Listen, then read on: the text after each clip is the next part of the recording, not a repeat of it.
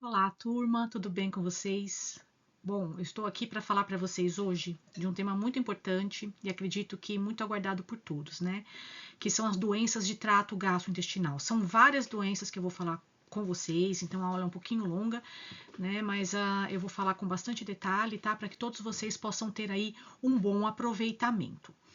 Bom, em primeiro lugar, eu quero falar com vocês aqui sobre as disfagias, né? Então, o que seriam as disfagias? Disfagia é uma situação onde existe uma dificuldade de iniciar a deglutição, né? Então, geralmente, o paciente ele tem aquela sensação de retenção, né? Ele fica com aquele pigarro, aquela sensação de retenção de alimentos, né? Retidos aí na passagem, né, da boca para o estômago. Podem ser alimentos sólidos ou também líquidos, seja água, líquido que a gente chama de líquido fino, né, ou outros tipos de líquido mais espessos também. Existem vários tipos de disfagia e quem, na verdade, trabalha isso muito bem e nos dá diretrizes e condutas para o tratamento nutricional é o fonoaudiólogo, tá bom? Lembrando que existem dois tipos de disfagia, a orofaríngea e a esofágica. Bom, em relação às etiologias mais comuns, né, várias causas podem ser etiológicas para disfagia, né? Então a pessoa sofre um acidente de carro, tem algum problema neurológico, né? Ou doenças mesmo, como AVE, acidente vascular cerebral ou encefálico, tá? Doenças de Parkinson, Alzheimer, esclerose lateral amiotrófica, tumores, né?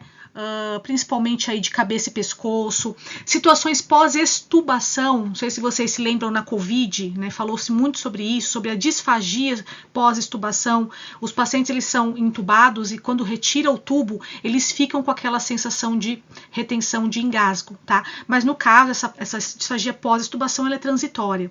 O próprio envelhecimento, né, por conta da dificuldade, enfraquecimento de músculos envolvidos aí com a deglutição e cirurgias orofaríngeas.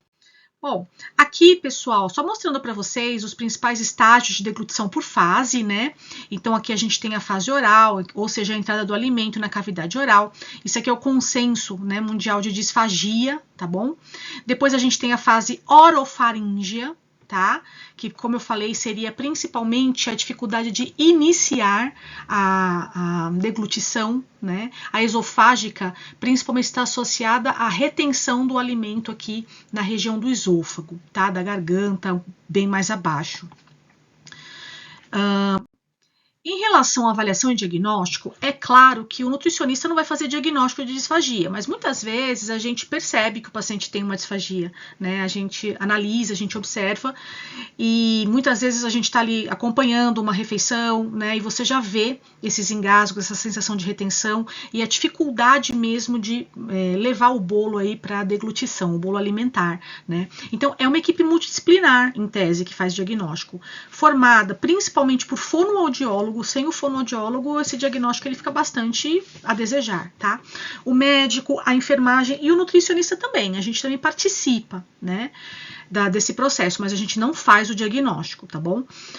Os métodos de avaliação clínica e fonoaudiológica, né, como aqui está escrito para vocês, também por videofluoroscopia de deglutição, ou seja, a inserção, né, de fibras ópticas que vai verificar que forma que o paciente mastiga e deglute, né, ou seja, através de um videofluoroscópio, tá? E a endoscopia funcional de deglutição. Esses são os exames aí mais utilizados, né?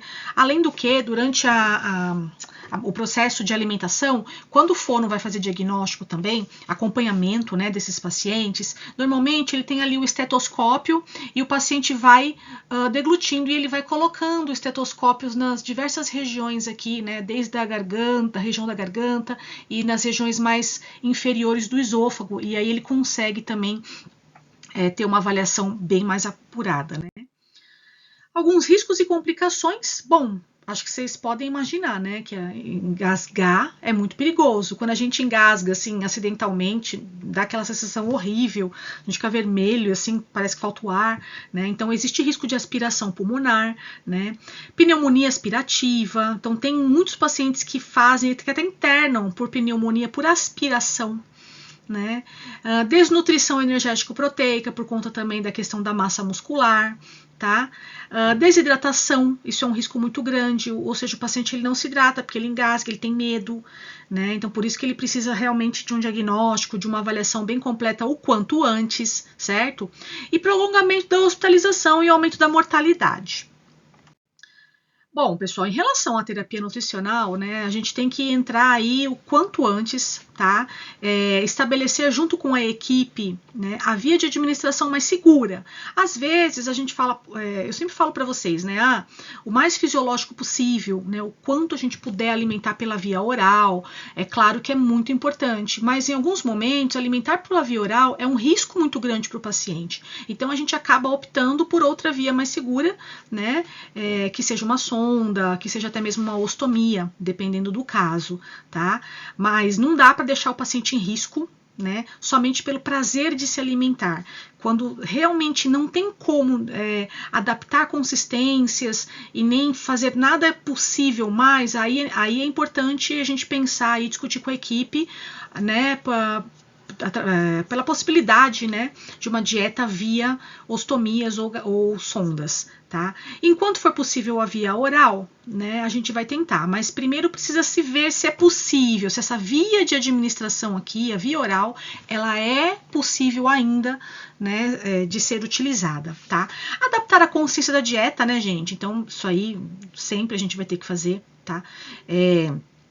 Por exemplo, assegurar textura e viscosidade mais adequadas. Então, tem muitas pessoas que falam, o paciente está com disfagia, é tudo pastoso, né? Normalmente, os pacientes com disfagia, eles têm muito problema com líquido fino, né? E com sólidos finos também. Então, por exemplo, água pura, suco de limão, leite com café, né? Que são os líquidos finos, tá?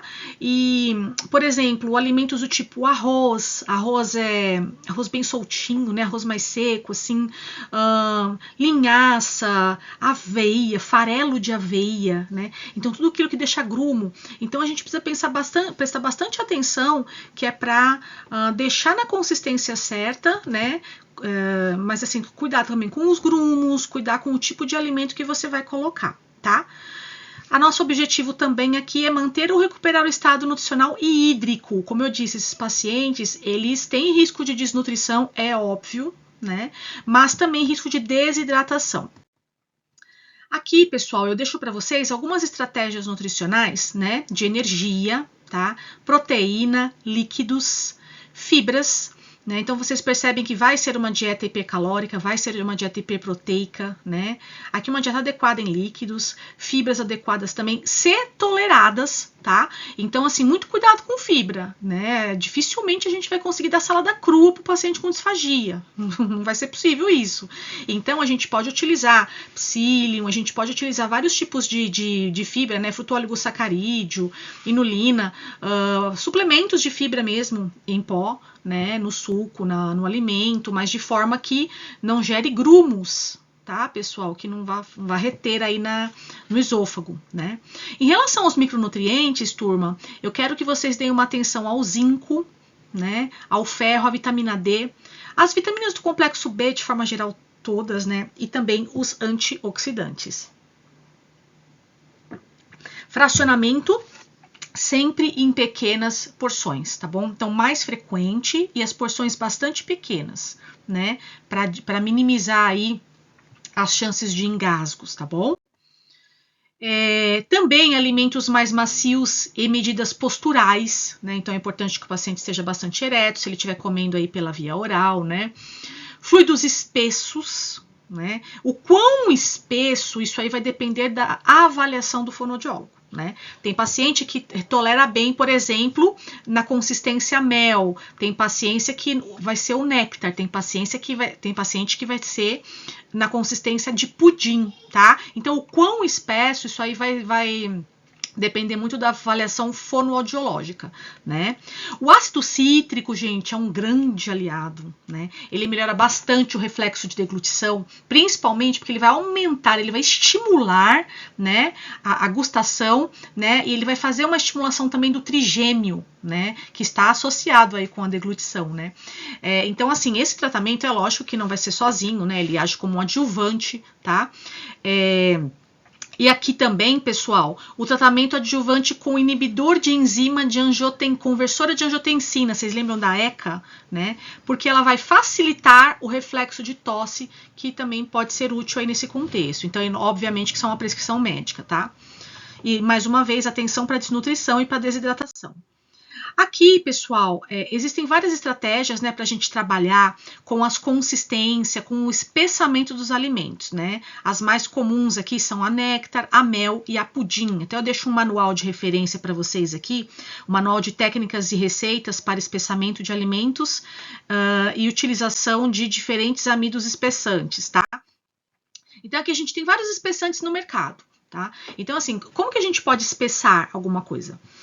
Nós podemos utilizar os espessantes prontos, vocês estão vendo aí algumas latas aí, né, que eu deixei aqui para vocês. Então, nós temos espessantes à base de amido de milho modificado, à base de goma xantana, né?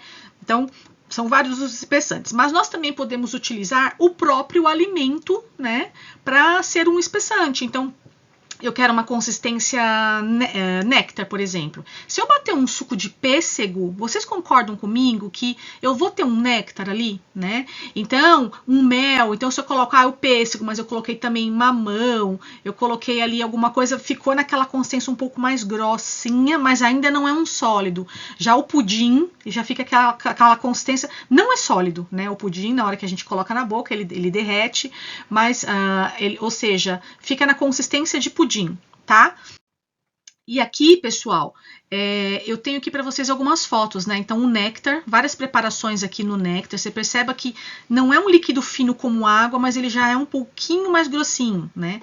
Esses sucos néctar que a gente compra, às vezes, né, de latinha, mesmo sucos de boa qualidade, vamos dizer assim, sucos que a gente faz em casa também, dependendo da fruta, ele vira um néctar, tá? Mel, ou seja, você percebe que a viscosidade dele já é um pouquinho diferente. E aqui a gente tem o pudim, tá? A consistência em pudim, ou seja, ela quase que não cai da colher, né? Ela tem bastante dificuldade aí para cair da colher, tá bom? Aqui, gente, só para vocês verem, né, como que a gente tem aqui diversos receituários, vocês podem criar os de vocês também, né? Aqui eu dou uma sugestão. Então, por exemplo, o leite resfriado, né, mais o espessante industrializado, tá bom? Então, bom, eu vou colocar então leite, simplesmente um copo de leite de 100 ml, né, que seriam 2/3 do copo americano, tá? E aí, gente, eu tenho aqui várias sugestões de espessantes, né? Então, qual consistência que eu quero? Eu quero néctar, eu quero mel, eu quero pudim, né? De acordo com a consistência que eu quero, eu vou utilizar um espessante, eu vou utilizar uma quantidade de acordo com o que o fabricante vai dizer pra gente, né? Ah, você quer néctar? Então aqui, olha, esse fabricante manda colocar tantas colheres medidas, esse tantas colheres, esse tanto, entendeu? E depois aí você sempre vai ter aqui o valorzinho de carboidrato, calorias, né? Proteínas e lipídios, tá bom? A mesma coisa pro mel, eu quero consistência mel, qual espessante que eu tô utilizando do mercado? Tá? E existem outros espessantes também, tá, gente? Aqui é só um exemplo, né? O importante é que o próprio fabricante, ele vai dizer para nós qual é como se fala? A quantidade que a gente tem que colocar, a colher medida ou colher de chá, né? Para deixar na consistência X, tá? Minha sugestão é assim, nunca coloquem totalmente o que o fabricante diz, tá bom? Porque ele espessa muito rápido. E outra coisa, o bom do espessante, gente, é que é assim, a gente pode, por exemplo, eu bati suco, né, de maracujá, de laranja, de limão, você percebe que seria aí praticamente um líquido fino, né? Um pouquinho mais grossinho, talvez, quando o maracujá, mas um líquido fino. E eu posso fazer com isso um pudim. Então, o espessante, ele me garante uma consistência sem precisar levar para o fogo. Porque se não for o espessante, a gente vai ter que utilizar a própria fruta, o que que não vai garantir uma consistência adequada para todas as preparações que você quer, né? E aí também tem questão de micronutrientes, que pode exceder, enfim. Você coloca ali, você faz um suco, você faz E você não precisa levar pro fogo, entendeu? Porque o fogo, a temperatura faz com que a gente perca muitos micronutrientes, né, gente? Então, é muito interessante a gente utilizar espessante. Você pode fazer isso com água fria, do jeito que você quiser, né? Pode brincar à vontade, misturar. Outra coisa, se você coloca um suplemento, né? Então, você colocou lá o suplemento, um suplemento hipercalórico, hiperproteico, né? Com vitaminas, minerais, um suplemento completo. E aí você vai levar isso pro fogo, a gente não leva o suplemento pro fogo. Aí que entra o espessante, tá? Então é muito interessante o uso do espessante, tá bom? Um outro tópico que eu gostaria de falar com vocês é sobre as doenças de refluxo gastroesofágico, dando sequência aí a todas as doenças de trato digestório, tá? Por definição, pessoal, de acordo com o consenso brasileiro de doenças de refluxo, é uma afecção crônica, né? Então, normalmente, quem tem refluxo tem uma doença crônica, tá bom? Que vai decorrer do refluxo retrógrado de parte do conteúdo gastroduodenal, tá? Então, para o esôfago ou órgãos adjacentes ao esôfago, né? São vários sintomas, vários sinais, né, que a pessoa sente, desde queimação, desde aquela sensação de preciso vomitar, né? E esses sintomas eles podem ser esofagianos ou extraesofagianos, né? Associado ou não a lesões teciduais. Às vezes não tem nenhuma lesão tecidual, às vezes tem, né? Às vezes a questão está na diminuição do tônus do esfíncter esofágico inferior, né? Ou mas pode também estar associado aí a uma neoplasia, alguma lesão mais profunda, enfim. Bom, pessoal, só para lembrar para vocês que aqui a gente tem o estômago, né? Aqui a gente tem o esôfago, tá? E aqui a gente tem esse EI, é o esfíncter esofágico inferior, tá? Então, esfíncter esofágico inferior, certo? O estômago, pessoal, ele está em constante movimento, é meio que como se fosse uma máquina de lavar. Até deixei essa figura aqui para vocês verem, né? Que você percebe que ele tá, enquanto a gente tá quieto aqui parado, o estômago ele tá ali se mexendo, e o fluxo retrógrado, ele pode vir, tá bom? Então, imagina uma máquina de lavar ali, batendo, né? Se ela não tem a tampa fechada, pode espirrar a água para onde vai, né? Você percebe que aqui, ó, esse esfíncter esofágico inferior, né? Ele na verdade, ele fica fechado, tá? Então ele fica fechadinho, ou seja, depois que passa o alimento, ele fecha. É um músculo aqui, né? Agora, imagina se você perde o tônus desse músculo, o que vai acontecer? Esse conteúdo que tá aqui no estômago, gente, ele vai voltar, tá? Então, não tem nada, não tem uma tampinha, não tem nada que feche, então esse conteúdo volta. Agora, vocês se lembram, né, das aulas aí de fisiologia, de patologia, né, que o conteúdo gástrico, ele é ácido, né? Então, veja bem, se eu tenho um ácido voltando para o meu esôfago, gente, pelo amor de Deus, né? Imagina você engolindo ácido todos os dias. O que vai acontecer com o seu esôfago, né? Vai queimar, vai doer, vai incomodar para comer, né? Então, o ideal é que esse esfíncter esteja sempre muito fechadinho, né? Para que esse conteúdo, né, não tenha um fluxo retrógrado, ou seja, que o conteúdo do estômago não volte, tá bom? Bom, pessoal, em relação à etiologia, né, da doença de refluxo gastroesofágico, a gente tem algumas situações que podem acontecer, tá? Então, a hérnia hiatal, né, essa primeira aqui, ó, hérnia hiatal, tá bom? Ela causa refluxo, né? E esofagite também, que seria o quê? A formação de bolsa para fora de uma porção do estômago, né? Para dentro do tórax, através do hiato esofágico do diafragma, tá bom? Então, quando você tem aqui a hérnia de hiato, né? Isso aí é um problema sério e pode levar a doença de refluxo, tá bom? Porque o alimento, ele fica escondido ali naquela bolsinha e aí ele pode voltar, né? Redução da pressão do esfíncter esofágico inferior, né? Então, por exemplo, ó, o tabagismo aqui, né? Já é o próximo item. O tabagismo, gente, ele reduz essa pressão do tônus do esfíncter, como eu expliquei para vocês no slide passado. Se você não tem o esfíncter fazendo pressão, fechando, ele fica frouxo e o conteúdo volta, tá? Ou seja, o tabagismo, na verdade, faz várias coisas, né? Ele também diminui a capacidade de drogas, né? A farmacocinética e a farmacodinâmica das drogas, que são utilizadas, né, para reduzir a produção de suco gástrico, tá? Ele impede cicatrização, enfim, pessoal, o tabagismo é um problema sério aqui, tá? Esvaziamento gástrico, na verdade, né, quando ele é muito lento, o alimento fica muito tempo dentro do estômago, essa pressão, ela aumenta, tá? E aí a chance também de ter fluxo retrógrado, ou seja, do estômago para o esôfago, ela é bem grande, tá? Os vômitos, como eu falei, né, e dentre outros. Bom, pessoal, a pirose, né? A pirose é um dos sintomas de doença de refluxo gastroesofágico, né? A sigla dele aqui, tá? Doença de refluxo gastroesofágico.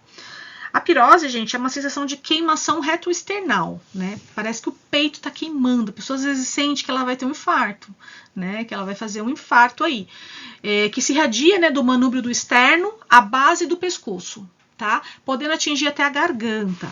Então, essa é uma sensação, como eu falei, né? O ácido ele vai queimando tudo, e a pessoa tem literalmente essa sensação, tá? Pirose e azia são a mesma coisa, tá, gente? Então, aquela sensação de azia, de queimação, né? Vai acontecer, certo? Bom, regurgitação ácida, né? Ou seja, o retorno do conteúdo ácido ou alimentos para a cavidade oral, também é um sintoma, né? Então a pessoa ela parece que está sempre voltando, né? Ela está sempre eructando e volta um pouco daquele conteúdo ácido, tá? Isso também é sintoma aí de doença de refluxo, tá? Além de dor subesternal, eructação, como eu já falei, né? Espasmo esofágico, aquela sensação de que tá apertando para você engolir. Sabe quando você come um alimento e ele tá muito quente, você, nossa, ele desce que você até arrepende de ter comido, né? E esse é o espasmo esofágico, tá? Irritação faríngea. Outra coisa, gente, rouquidão pela manhã, né? E sintoma de asma. Tá bom? Agora, só para vocês terem ideia, 50% dos casos de refluxo não são identificados inicialmente por imagem, né, por exames, por endoscopia. Então é muito importante que o médico faça uma boa anamnese com o paciente. Tá? Mesmo na consulta de nutrição, eu sempre falo para vocês, a gente não dá diagnóstico, mas claro que a gente, na maior parte das vezes, vai saber o que está acontecendo com o paciente, né? Então, de acordo com o que ele te fala na anamnese, você já pode propor uma conduta nutricional aí, fazer uma prescrição considerando doença de refluxo, tá, gente? Muito importante isso. Bom, em relação ao diagnóstico, pessoal, então também uma anamnese detalhada, né? Então, aqui a gente vai ter a frequência mínima de 2 vezes por semana, com história de 4 a 8 semanas, tá? Intensidade, ou seja, pergunto para o paciente, com qual intensidade isso vem? É muito forte ou é alguma coisa que você suporta, né? A duração, quanto tempo, quantas horas? Frequência, quantas vezes na semana você tem refluxo, né? Fatores desencadeantes e de melhora. Você percebe que quando você come e vai deitar, piora, né? Ou quando você come, por exemplo, você foi a um churrasco, piorou isso, né? E o que faz melhorar? Tem alguma coisa que você come, que você bebe, que faça melhorar, né? E evolução da enfermidade ao longo do tempo e o impacto da qualidade de vida do paciente, né? Porque, gente, doença de refluxo, ela judia bastante, tá bom? É importante também que esse paciente, ele tenha uma postura adequada, roupas adequadas, né? Então, são pacientes que vão ter que adquirir até travesseiro para refluxo, né? Que hoje em dia tem. Então, travesseiros que acomodam melhor aqui, né, a cabeça, o pescoço, essa região aqui né, dos ombros, e o paciente ele não fica totalmente deitado, né, enfim.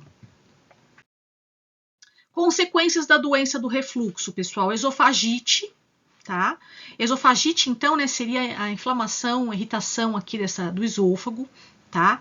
Então aqui você tem o refluxo ácido, né? Aqui a mucosa ela vai se ressentindo, né? Por tanto ácido voltando, né? E aí fica aquela inflamação e isso dói, isso incomoda. Estenose já é uma evoluçãozinha aqui né, desse processo, ou seja, você tem o fechamento ali do esôfago quase que todo, né? Mas ele fecha, ele estreita, tá? Dificultando a passagem do alimento. O paciente come, parece que ele está comendo um pedaço enorme de alguma coisa, né? E a úlcera, tá, pessoal? Que é quando você tem aqui o rompimento dessa mucosa, né? A úlcera é um assunto sério aí, né? Que necessita de correção médica, muitas vezes até cirúrgica, tá? Bom, e o esôfago de Barré? O esôfago de Barré, pessoal, é uma neoplasia, tá? Maligna, né? Então, aqui, por conta dessa mudança, células que recobrem a parte distal do esôfago, né? E se tornam anormais e pré-malignizadas, tá? De tanto fazer faz lesão, cicatriza, né? E aí você, em algum momento, vai ter essa formação aí, né? De células malignas, tá? Esofagite pode ser aguda? Pode, pessoal, né? Se você tiver ingestão de um agente corrosivo, né? Pode ser também por inflamação viral, tá? Às vezes alguns vírus fazem isso. Intubação, né, pessoal? Então, quando o paciente é intubado, né? Pode fazer esofagite, né? Vai depender também da taxa de esvaziamento gástrico, né, pessoal? Ou seja, se o paciente tiver uma taxa de esvaziamento gástrico boa, né, o alimento está sempre fluindo, não fica parado, a chance dele ter esofagite, ela é menor, tá? Tratamento, pessoal. Bom, aqui a gente tem o tratamento clínico, né? Pelo menos 3 a 6 meses, tá bom? Tratamento clínico. Ou então cirúrgico, que seria a funduplicação ou funduplicatura, né? Então aí é o médico que vai analisar a necessidade desse tipo de tratamento. Os medicamentos, normalmente, né, são medicamentos que vão diminuir aí a secreção cloridopéptica, né? Ou seja, a secreção gástrica, tá? Então a gente tem inibidores de bomba de prótons, né? Vocês conhecem tão bem aí, eles diminuem a produção de ácidos pelas células parietais, tá? As formas mais suaves, assim, seriam os antagonistas de receptores de H2, né, de hidrogênio, os antiácidos, né, também para melhorar o esvaziamento gástrico, que normalmente está lento, né. Também existem agentes procinéticos, né, pessoal, que também são utilizados, né, para melhorar aí a digestão, para fluir, né, o conteúdo gástrico, e a funduplicação, né, que é uma intervenção cirúrgica, como eu falei para vocês, tá? Que aí o médico que vai avaliar se realmente o paciente já chegou aí nesse caso, tá bom? Agora, em relação à terapia nutricional, o que a gente vai pensar, né? Quais são os principais objetivos? Prevenir o refluxo, né? Então não tem jeito, tem que ter dieta em todos os momentos aí do tratamento dele, tá? Prevenir dor e irritação da mucosa. É possível com a nutrição? Com certeza, é possível, né? E reduzir a acidez, tá? A conduta nutricional, pessoal, para esse caso, é uma dieta normocalórica, normoproteica, hipolipídica, menor que 20% de lipídio. Ah, hipolipídica, mas por quê, né? Gente, a gordura, ela aumenta a pressão intragástrica, né? Lembra que eu falei que o nosso estômago é como se fosse uma máquina de lavar ali, né? Batendo, centrifugando. Então, assim, a gordura, ela aumenta muito essa pressão e faz com que o conteúdo retrógrado ele aconteça, irritando aí todo o esôfago, tá? Então, as dietas com menos gordura, elas reduzem a pressão dentro do estômago, do conteúdo gástrico e evita, né, que o alimento volte. É muito simples vocês pensarem nisso, né? Quando vocês vão aí a um churrasco, come demais, come muita gordura, muita carne, alimentos que têm digestão muito mais demorada e principalmente alimentos ricos em gordura, em muita gordura, gordura de origem animal, fica aquela sensação, nossa, comi demais, meu Deus, aí fica eructando, se vai deitar às vezes engasga, mesmo que você não tenha o refluxo como diagnóstico, né? Mas o excesso de gordura faz com que o fluxo retrógrado do estômago volte para o esôfago, tá? E hipofermentativa, obviamente, né? Alimentos que fermentam muito, né? Eles podem aí também aumentar a pressão intragástrica por conta do excesso de gases, tá? Com suplementação de nutrientes imunomoduladores, ômega 3 e glutamina.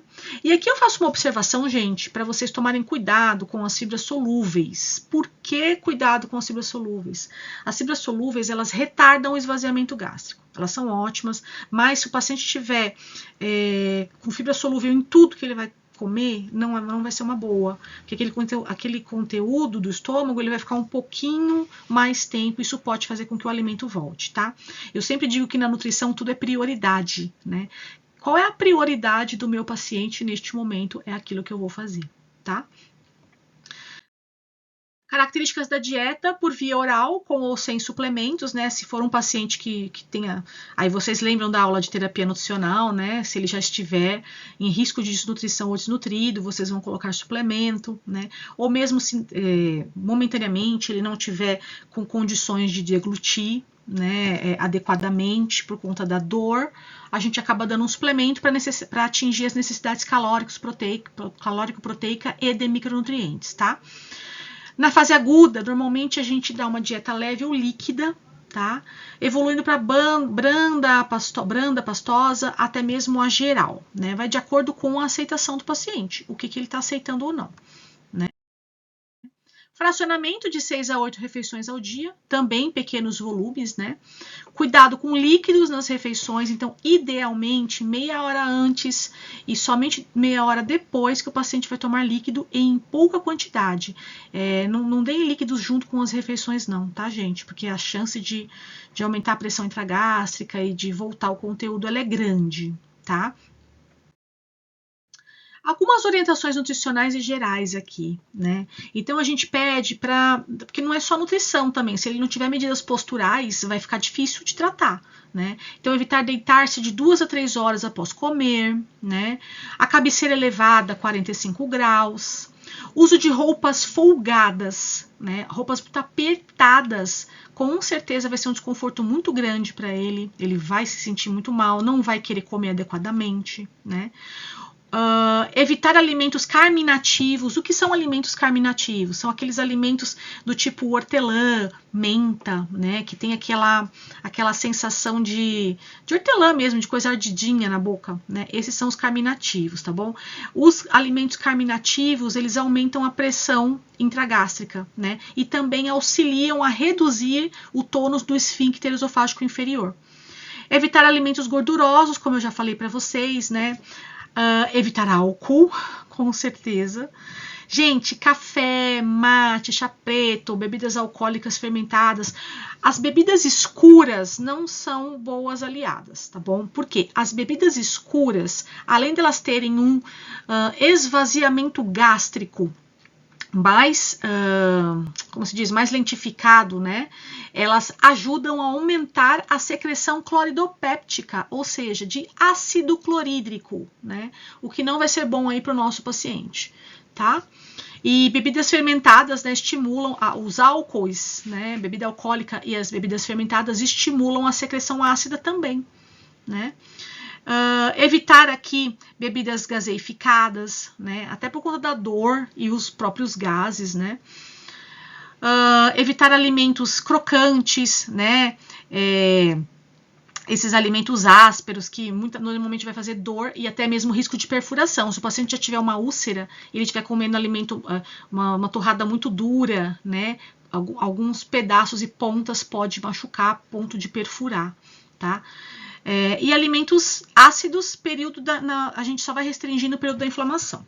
Gente, assim, os alimentos ácidos, tem muita gente que fala, né, o paciente com doença de refluxo, com esofagite, né, ele não pode comer nada ácido. É claro que no momento da inflamação, se você der alguma coisa ácida para ele, não tô falando do ácido secretado no estômago, tá, gente? Até porque o estômago é outra mucosa, é outro pH, é outro tudo, né?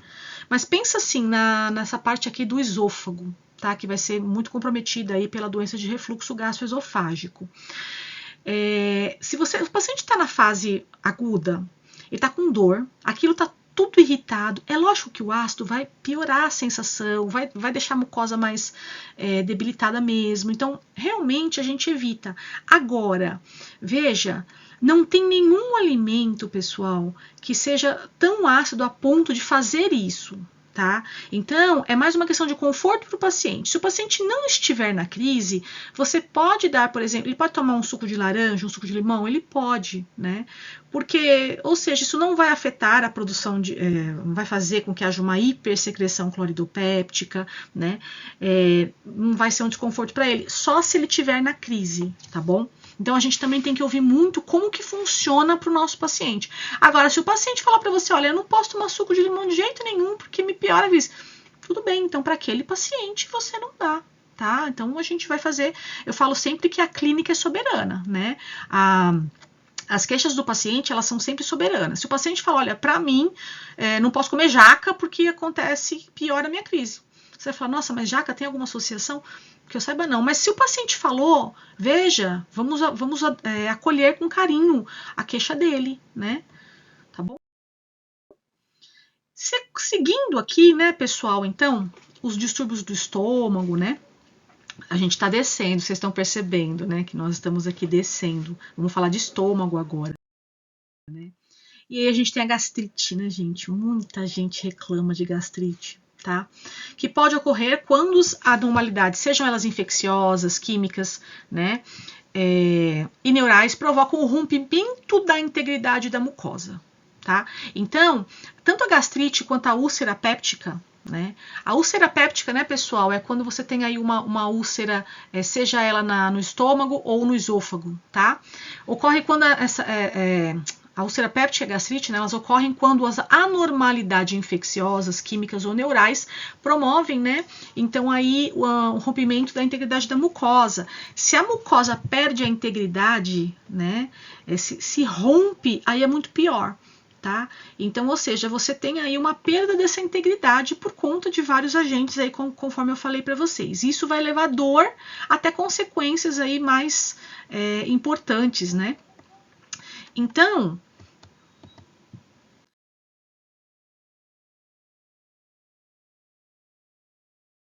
a úlcera péptica, né, pessoal, como eu falei para vocês, né, ela pode ser gástrica ou duodenal, tá?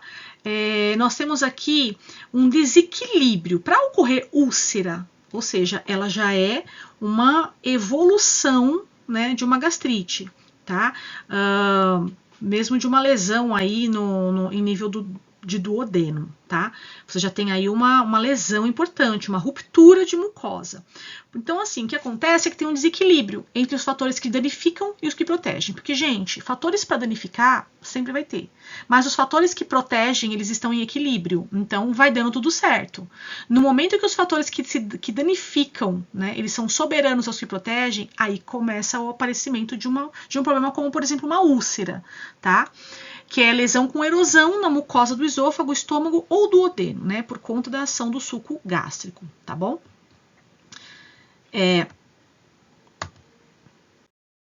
Aqui, pessoal, eu tenho um exemplo, né, de uma úlcera, tá? Ou seja, você percebe que ela, na verdade, ela vai atingir tanto a mucosa como a submucosa e até mesmo o músculo, podendo romper isso aqui, tá? Aqui um exemplo de uma úlcera péptica, né, em região gástrica ainda, né? Então, gente, o que acontece? Como eu disse, a gente tem aqui os fatores que protegem e os fatores que danificam, tá bom? Então, nas mucosas, né, gástrica e duodenal, que são protegidas, né, elas são protegidas pela ação do ácido clorídrico e da pepsina, tá? Então, você tem secreção de muco, produção de bicarbonato, remoção do excesso de ácidos pelo fluxo sanguíneo normal, tá? E rápida regeneração e renovação da lesão de célula epitelial. Tá? Então, esses seriam os fatores aí que protegem. A úlcera péptica, quando você tem quebra, né? Ou seja, esses fatores aí, de um ou mais, né? Desses fatores e com mecanismos em desajuste sistemático, de forma sistemática, tá? Aí a gente vai ter erosão da mucosa muscular, inflamação crônica, cicatrização ao redor da lesão, né? Fibrose, certo? E aqui a etiologia, né, gente? Alguns fatores levam aí a desenvolvimento das gastrites, até mesmo da úlcera. Um fator etiológico que vocês devem conhecer muito bem é a famosa H. pylori, né? Então, veja que a infecção por H. pylori é uma das causas mais comuns, gente, né? Responsável pela inflamação crônica da mucosa gástrica, né? Úlceras gástricas, gastrite atrófica e até mesmo o desenvolvimento de câncer, tá? Na verdade, a infecção por H. pylori, né, ela é confinada à mucosa gástrica, né? São bactérias gram-negativas resistentes em meio ácido, tá? Então, H. pylori aqui é um problema. Aspirina e ibuprofeno, que são os AINES, né? Anti-inflamatórios não esteroidais, tá certo, gente? Também podem levar aí a gastrite, até mesmo úlcera. Então, pessoal que adora um ibuprofeno aí, né, quando tá com cólica, tem que tomar bastante cuidado, porque isso pode causar bastante problema aí do ponto de vista gástrico, do duodenal, tá? Estresse também faz com que o aparecimento de gastrite, né, ocorra. Então, tem muita gente que fala assim, nossa, meu estômago tá moído de dor aqui, não tô aguentando, né, e às vezes a pessoa não tem nada, assim, do ponto de vista sistêmico, né, não tem nenhuma doença, felizmente, mas o estresse também pode fazer isso, tá, que vai causar desequilíbrio, né, entre produção de fatores que protegem e fatores que danificam. O álcool aumenta as secreções ácidas, tá, então, beber o álcool com certeza vai piorar. E o tabaco, né? O tabagismo aqui, ele diminui a secreção de íon bicarbonato de sódio, né? O bicarbonato de sódio, diminui o fluxo de sangue da mucosa e também exacerba a inflamação, tá? Então aqui alguns fatores etiológicos aí conhecidos por vocês. Aqui, pessoal, a úlcera, tá bom? Então, as regiões principais é gástrica e duodenal, né? Elas podem ser sem complicações e com complicações quando elas atingem a camada muscular, ela praticamente ali, ou seja, ela tem uma erosão completa, ela faz uma erosão completa, né? É uma grande preocupação, então, né, seria realmente esse potencial hemorrágico da úlcera, tá bom? O diagnóstico vai ser por endoscopia digestiva, né? Alta, sem complicações, assintomática, ou ela pode ter sintomas de gastrite e dispepsia também, né? Com complicações, você tem aí quadros de perfuração e hemorragia, como eu falei, né? Que podem perfurar aí a cavidade peritoneal ou penetrar em órgãos subjacentes, né? Como o pâncreas, por exemplo. Ou seja, olha só, se isso atingir o pâncreas, né? Olha o risco. Ou causar erosão em uma artéria, causar uma hemorragia maciça, além de melena, né? Ou seja, o aparecimento de sangue nas fezes, tá? Então, a úlcera com complicações, ela é bastante perigosa, precisa correndo ir a um pronto atendimento. Bom, os sintomas, né, pessoal, assintomáticos, né, tem pacientes que são assintomáticos, mas normalmente isso é no começo, tá? Com a evolução da doença é impossível ser assintomático. Aí a pessoa já começa a ter desconforto epigástrico, queimação ou dor intensa e contínua, né? O que tende a ser pior à noite. Geralmente, os problemas gástricos, eles pioram à noite, né?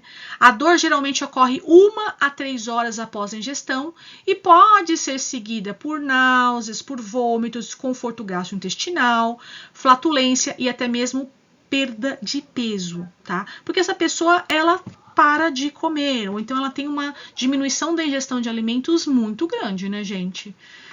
Ou seja, ela tem dor, ela tem desconforto, aquilo faz ela passar mal, né?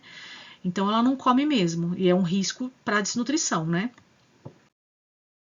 A terapia nutricional, pessoal, ela é fundamental, né, na prevenção e no tratamento, né? Então, ou seja, de acordo com como a gente se alimenta, nós podemos prevenir, tá, o aparecimento de gastrite, de úlceras, né? E, obviamente, que a terapia nutricional também vai ser muito importante para tratar, tá? Tomando meu chazinho aqui. Os objetivos, então, evitar a hipersecreção cloridopéptica, né? Ou seja, aquela hipersecreção de ácido clorídrico, tá bom? Que é o ácido que a gente tem no estômago, a fim de reduzir a úlcera e a dor. Recuperar e proteger o revestimento gastrointestinal, melhorar a digestão, contribuir para o estado nutricional satisfatório, né? Promover a cicatrização e melhorar a ingestão de alimentos, né? Como eu disse, os pacientes tendem a não comer ou a comer muito, muito, muito mal, tá? Uma coisa que eu queria falar com vocês, pessoal, é essa questão do leite, tá? Em relação a gastrites aí, a úlceras, né? Tem muita gente que fala, eu tenho gastrite, então tem muito ácido, toma leite que é básico e aí dá tudo certo, né? Olha só, no início do século XX, a gente tinha aí uma dieta chamada dieta de Sipe, que era a dieta à base de leite e de creme de leite, combinada com antiácidos, né? Então, com base nesse princípio, como eu falei para vocês, o leite, ele iria fornecer alcalinização, né? Por acreditar-se que o leite aí tendo caráter básico iria neutralizar o ácido, né? E aliviando aí a dor. Hoje essa técnica não é recomendada devido ao efeito de tamponamento e de estímulo rebote da secreção de ácido gástrico por ele provocado. Então assim, não é que a pessoa não pode tomar leite, ela pode. Só que ela não pode tomar leite no intuito de grandes quantidades de leite para tirar ali o ácido. Isso não é feito mais, tá, gente? Pelo amor de Deus. Porque isso faz com que haja um efeito rebote, ou seja, muita base chegando, o estômago vai produzir mais ácido ainda. Então, isso não é adequado, isso não é indicado, tá bom? Em relação às recomendações nutricionais clássicas, né? Nós temos aqui carboidratos de 50% a 60%, lipídios de 25% a 30%, ou seja, normo, né? Proteína de 10% a 15%. Agora veja, até 1,2 gramas por quilo por dia na fase aguda, tá?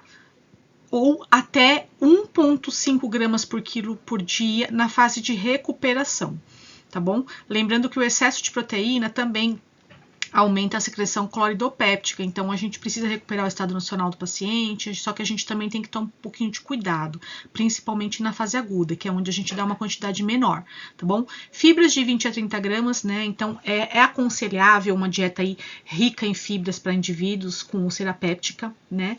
Principalmente, pessoal, por conta de ser uma recomendação da OMS, né, da Organização Mundial de Saúde, e porque as fibras elas atuam como tampões, né? Vocês lembram de solução tampão, né? Então é isso mesmo que as fibras vão fazer. Elas reduzem as concentrações de ácidos biliares no estômago e o tempo de trânsito intestinal com menor distensão abdominal, né? Diminuindo assim o desconforto e a dor. As recomendações aqui seguindo, né? A gente tem aqui, se for fazer por quilo de peso, né? Aqui é a caloria por quilo de peso, na fase aguda 20 a 25, na fase de manutenção 25 a 30 e no ganho de peso 30 a 35. Tá? Aqui nós temos alguns oligoelementos, né? O zinco, por exemplo, é essencial, né, para manter a função do sistema imunitário, né? Vocês sabem disso, como resposta, por exemplo, ao estresse oxidativo que vai estar acontecendo e também para curar feridas. O zinco é muito utilizado na cicatrização, na cura de feridas, né? O selênio, né, ele pode reduzir complicações infecciosas também, né, e melhorar a cicatrização. A vitamina A, por exemplo, pode ser utilizada como suplemento, né, embora as pesquisas ainda sejam limitadas em relação à à eficiência da vitamina A para a úlcera péptica, tá? Então, assim, é muito importante que a gente tenha atenção com todos esses nutrientes e mesmo aqueles que ainda as pesquisas não são tão claras, né, a gente trabalhar para que eles estejam pelo menos dentro das DRIs, tá? Os probióticos, né, são as bactérias, principalmente as bactérias do ácido lático, esse sim realmente tem bastante evidência já, mostrando que as bactérias do ácido lático, elas ajudam aí a cicatrizar feridas e a melhorar, né, toda a mucosa gástrica e do duodenal, tá? E algumas estratégias nutricionais gerais, né, pessoal? Como aumentar o fracionamento das refeições, mais uma vez, né? Então, mais refeições em pequenos volumes, tá? Mastigar muito bem os alimentos, evitar alimentos muito duros, né? Não ingerir bebidas alcoólicas, pelo menos no momento da crise. O ideal é que quem tem gastrite, úlcera, não faça ingestão de bebida alcoólica, tá? pH do alimento, a mesma coisa que eu havia falado anteriormente, né? Vai depender muito do paciente e vai depender muito da fase. Então, por exemplo, nas fases agudas, os alimentos mais ácidos tendem a causar um pouco mais desconforto, mas a gente não pode, não está indicado retirar alimentos ácidos de pacientes com gastrite, tá? Com úlcera. Ou seja, o estômago, gente, tem o maior ácido que a gente pode pensar, né, no nosso corpo, que é o ácido clorídrico. O alimento, não tem nenhum alimento mais ácido que o ácido clorídrico. Se tivesse, a gente já não teria esôfago mais, né? Ácido clorídrico, gente, ele corrói pele, é aquele ácido que a gente utiliza para limpar tinta, né? É muito forte. Então, assim, não tem nenhum alimento que vá fazer ou seja, prejuízo, né? Pode causar algum desconforto, né? Principalmente na esofagite, mas aqui, essa relação do pH do alimento, né? Alimentos ácidos não estão contraindicados. Tá? Alimentos básicos, o ideal é que não seja feita hiperdosagens, né? Achando que vai acalmar a crise, tá? Então, dentro das recomendações adequadas mesmo, seguindo o guia alimentar, né? Evitar açúcar simples, doces muito concentrados, né? Iniciar com dieta branda, tá bom, pessoal? Isso também é muito importante, né? A gente considerar, ou de acordo com a necessidade do paciente, se ele tiver necessidade já de uma pastosa, né? Sempre eu falo para vocês, dietas pastosas não tem boa aceitação, tá? Mas às vezes elas são necessárias. Então, a gente até falou isso na aula de dietas, né, gente? Se precisar, a gente vai proporcionar e a gente vai fazer boas estratégias para que o paciente tenha uma bela de uma aceitação. Mas quanto mais a gente não precisar das dietas pastosas, é melhor. Então, se ele aceitar uma branda, beleza, tá? Agora, se tiver necessidade de outras consistências, a gente vai precisar fazer, né? E nas úlceras de estresse, pessoal, pode ter indicação de nutrição enteral contínua, tá? E alimentação pós-operatória, né? Durante o pós-operatório, que podem ajudar a manter a barreira mucosa e a circulação gastrointestinal, tá bom?